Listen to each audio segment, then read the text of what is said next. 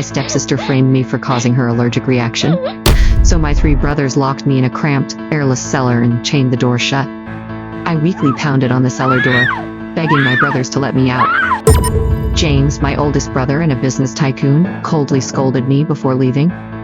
It's bad enough that you usually bully Lily, but deliberately feeding her seafood when you know she's allergic. Were you trying to kill her? Stay in there and think about what you've done. William, my second brother, and a rising music star, and Henry, my third brother and a genius painter, both sneered. Someone as vicious as you is still making excuses and playing the victim.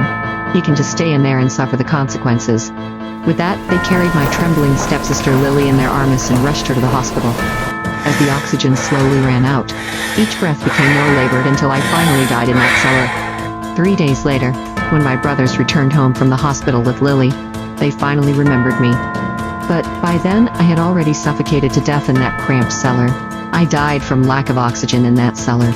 When I regained consciousness, I found my spirit hovering next to my three brothers. They had just returned to their mansion. James and William were gently helping Lily, speaking to her kindly. "Thank goodness we got you to the hospital in time. You were recovering so quickly." Henry fussed over her with obvious concern. "The doctor said your body is still weak and needs proper nourishment." He then eagerly served Lily a large piece of meat.